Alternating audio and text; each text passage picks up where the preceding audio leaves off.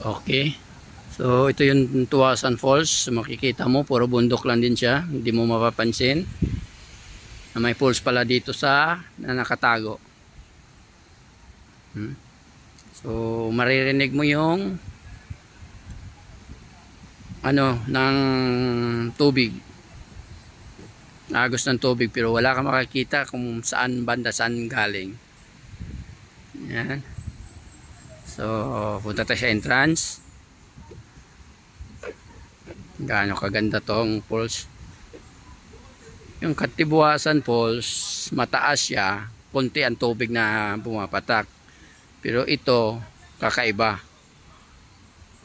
Sobrang lakas. So, makikita mo yan pagdating.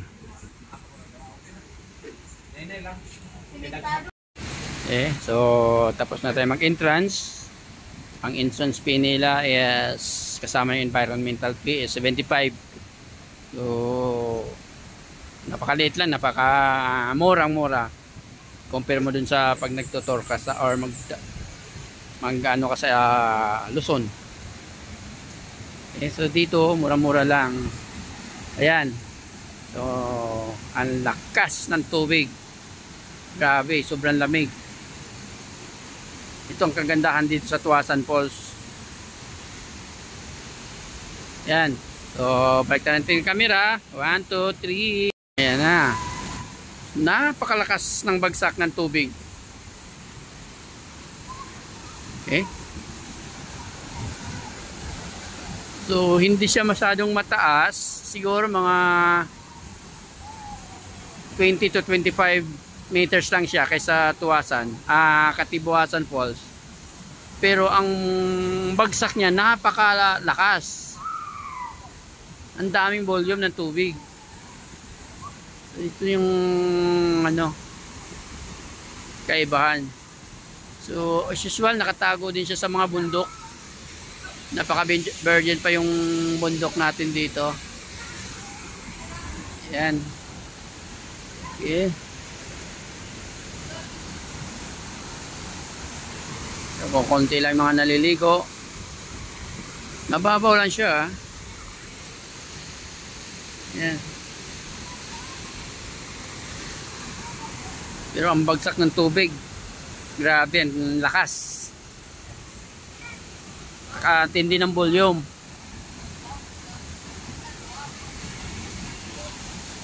Ayan.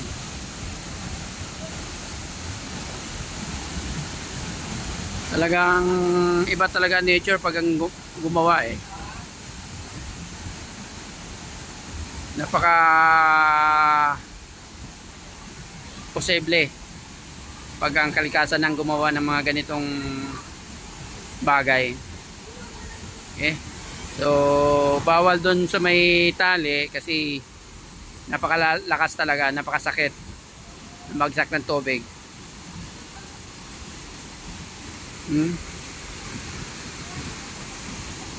Yan. Nilulumot pa yung mga puno.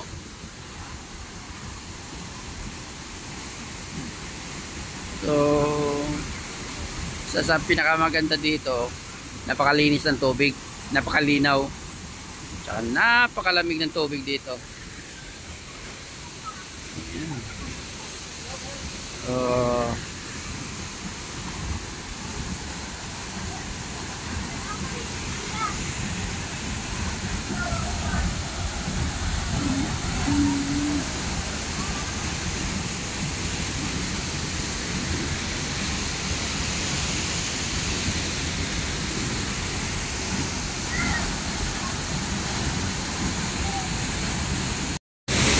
So nakakalayo yung isang pamilya gumawa sila ng stone ano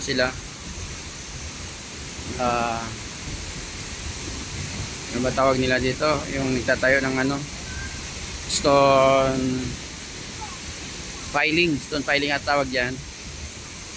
Yan. So magbubuo sila ng bato hanggang makatayo sila ng parang santori.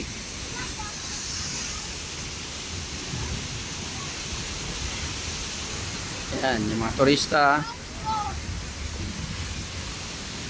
Layo din yung pinanggalingan nila.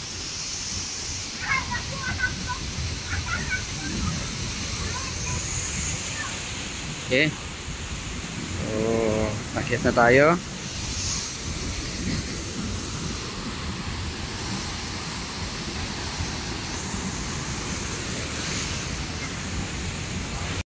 So, akyat na tayo. So far, nasaksihan natin yung isa sa pinakamagandang falls dito sa Camiguin Island. Okay. So, hindi pa masyadong na-develop kasi landslide from tong area na to eh. Makita yung mga dinadaanan naming mga bundok.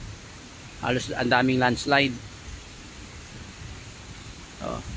Katulad nito oh. Yan. Yan. Yan. So, katulad niyan. So, nag-landslide yan. So, ang taas ng bundok. Pero, nagla-landslide.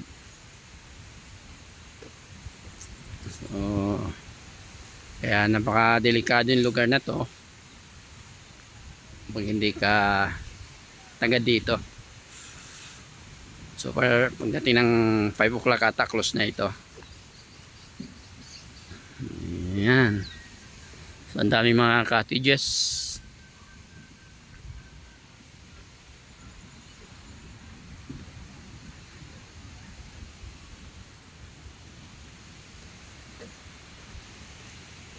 Okay, so may mga souvenir items din sila doon.